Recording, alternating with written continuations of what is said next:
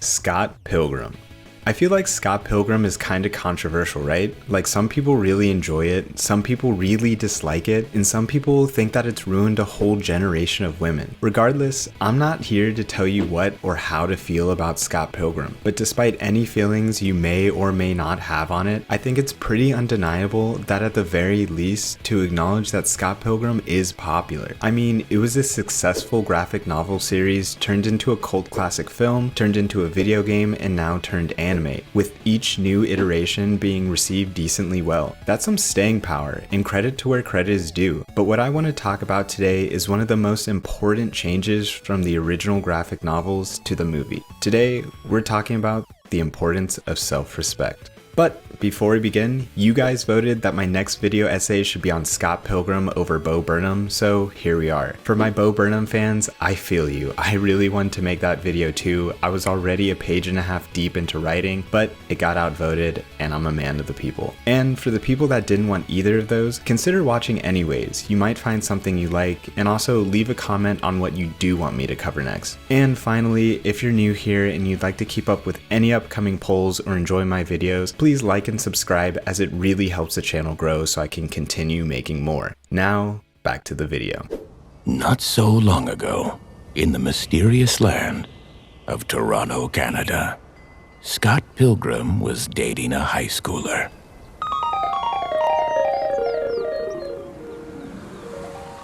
I feel much of the controversy revolving around Scott Pilgrim comes from the title character alone. I think it's probably because Scott really isn't a great person. It's hard to get behind your main character who you're either supposed to identify with or at the very least root for their success when they just kinda suck. And Scott does. He sucks. I mean, Scott starts off as this 23-year-old who's dating a high schooler, who's living off of his gay roommate with no job and seemingly has no direction in life. I can't say he's exactly got everything put together. He's more so just coasting by. But that's kind of the whole point. Scott goes through a journey in this movie, and for him to grow, he has to start off flawed, as we all are. After all, it's through trials, tribulations, and mistakes in which we learn the most. And it was never about the specifics of his flaws, but rather the interpersonal issues he faces that we identify with. It's why people can empathize with Joker or Pearl even though they don't condone murder, because perhaps they're upset with a society they feel is rigged against them, or they feel stuck in a place they don't like despite their best efforts to escape, or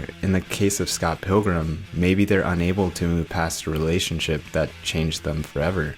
But amongst all this discourse on whether Scott Pilgrim is good or bad, one thing that gets particularly overlooked in this version of the story is Scott gaining self-respect. I'm not going to say that every problem Scott faces is due to not respecting himself, but many of them do stem from this. This version of Scott doesn't really have a backbone, at least not in the beginning. Scott is often the punching bag of his friend group, being insulted directly to his own face. Scott, if your life had a face, I would punch it. Yeah.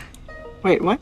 And he even believes that the one thing he does have going for him, his band, sucks too. Scott takes no responsibility in his life and has no self-respect. That's why in the final act of this film, it was so refreshing to see Scott grow up and face these issues head on instead of having the power of love conquer all, which seemed exactly like where this movie was going. No, instead this stupid comic book movie actually digs a bit deeper. Scott initially tries to fight Gideon head on because he loves Ramona, which is a noble cause and would have fit perfectly in this world, as Scott Pilgrim vs. the World was never attempting to be some deep philosophical look into relationships in your early 20s, but it is a coming-of-age film for those already of age, and it delivers on that concept brilliantly, because Scott learns that love simply always isn't enough. Powerful, yes, but not enough to vanquish the scars of your past. For that, you have to reach deeper, take responsibility for your past, acknowledge it, and move forward, which is exactly what Scott does after he loses to Gideon the first time. He comes back and acknowledges that his band sounds better without him and apologizes to Kim. He finally takes responsibility for what went wrong in their relationship, and we get the closest thing to a smile from her in the entire movie. And when Gideon finally challenges Scott one last time, Scott makes it clear that he's not here to fight him for Ramona, but rather for himself, earning him the power of self-respect. And with that,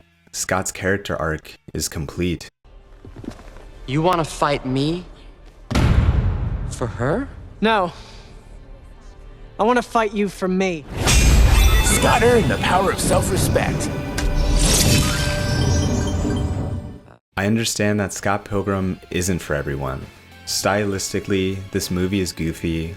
All the characters revolve around serving Scott so he becomes a better person, and the second half is a bit rushed. But this lesson about self-respect is so important, as it's often overshadowed by the theme of love, mending all wounds and conquering all, which, while a nice proverb, doesn't always reflect reality. In a way, Scott Pilgrim vs. the World holds up a mirror to all the people in their early 20s who are just coasting by and says, love is magical and worth fighting for, but without self-respect is meaningless. It's through this that Scott not only respects himself, but the people around him. Sometimes, the best thing you can do for those you care most about is make yourself better. Focusing on the external can only get you so far. So yeah, maybe Scott Pilgrim does suck, but it taught me that the power of self-respect is just as important, if not more so, than the power of love. Thanks for watching, and until next time, peace.